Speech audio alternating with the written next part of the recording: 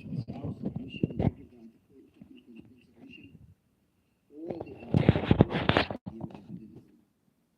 which the court deemed to be admissible, and like I've already said previously, enough evidence for the court to come to that particular shots, and that there are no prospects of success relating to the and sentence in this regard.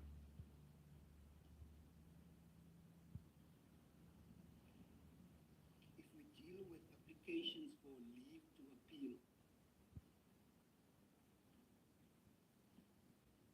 I've heard counsel say there are good prospects, but that's not the only requirement. The mere possibility that another court might come to a different conclusion is not the trial court to grant leave to appeal.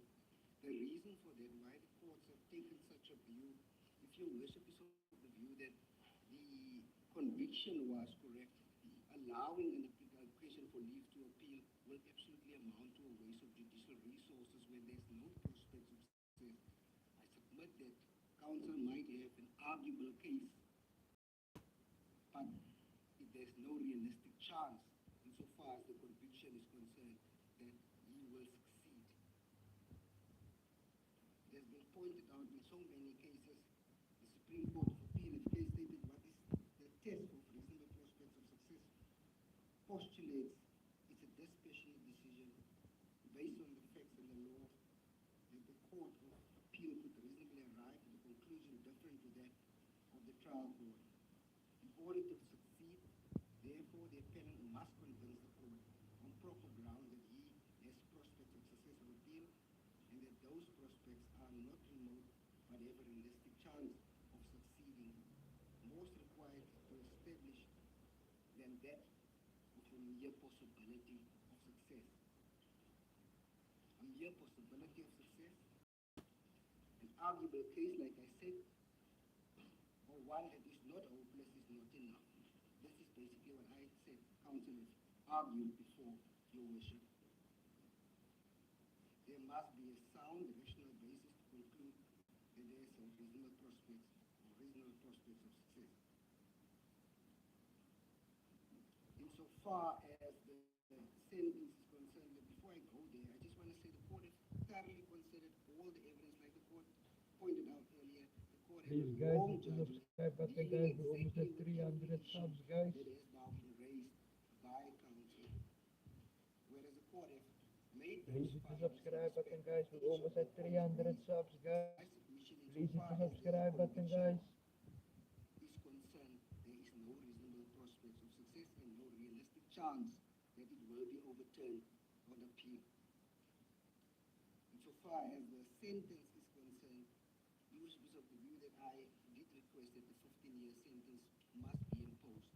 I also provided alternative sentences which might be imposed to I the think, offense. please I'm subscribe. satisfied with the Hi, sentence please that was subscribe imposed guys. by this court. As a matter of fact, I find it to be fair, and regarding to the facts of this case, there's also no prospects of success relating to this particular sentence, that the different court will come to a different conclusion, and that the court should dismiss this application. The issue of bail, I will deal with your worship as we go along, depending on the court's finding whether there are indeed prospects of success or not.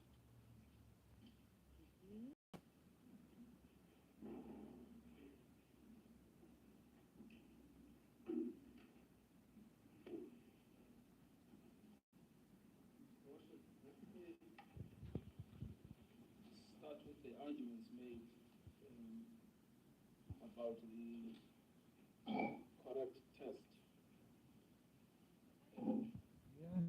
It seems that my learned friend wishes Because no us on it to now. argue that your worship is wrong. But you don't have to argue that you are wrong. It is on appeal that we will argue that you are wrong. What we are dealing with today is merely a question of whether there is a realistic probability that another court might come to a different conclusion. In other words, is there a realistic prospect that that will be the case? Both on the questions of fact and on the questions of law. So it's crucial to underscore that test. And the exercise is also not a repetition of the case that your leadership has had. Your leadership is now functus officio in relation to your judgment.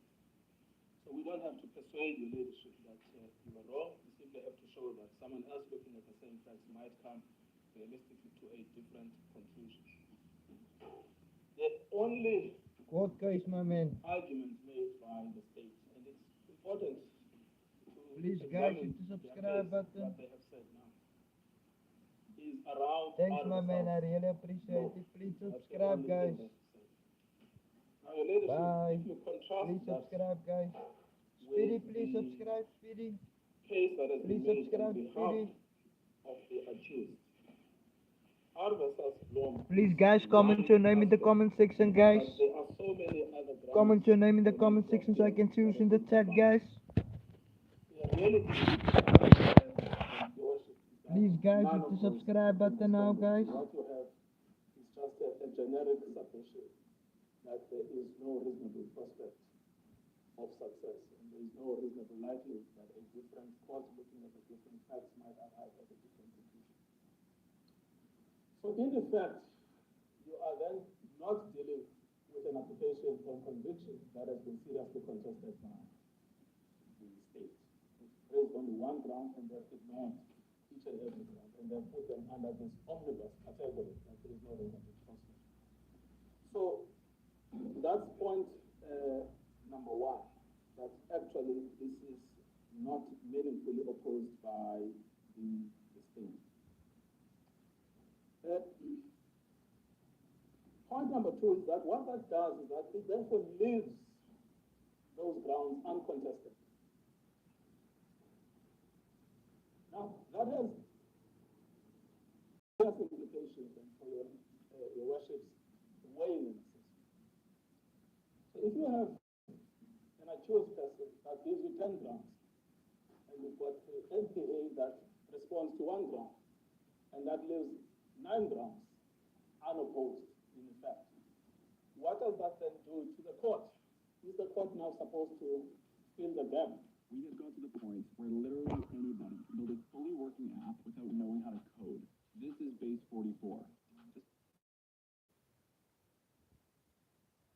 That approach is because they themselves accept that this is a strong application for leave to appeal on federal law. So if that is the case, then that the only logical deduction to be drawn from the unserious opposition is that actually this is a cogent application for leave to appeal. Then it leaves your leadership's role very easy, because you don't have to decide whether you are right or whether you were wrong. Someone else must decide. The job is very easy. The High Court must make a fresh evaluation of the evidence and make a determination whether the convictions were safe or not. That then takes me to the question of sentence. We have a similar approach taken by the state. This is what they said. I noted it down. They say, we've asked for 15 years, we've got 5 years in one and 2 years in the other. We are very happy with that. Of course they are.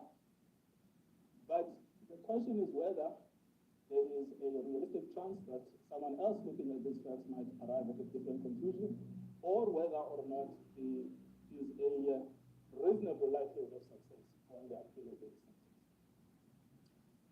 If I have to weigh, and I'm not doing that weighing now, the two appeals, the conviction and the sentence appeals, I would say the sentence appeal enjoys the most excellent prospects of success.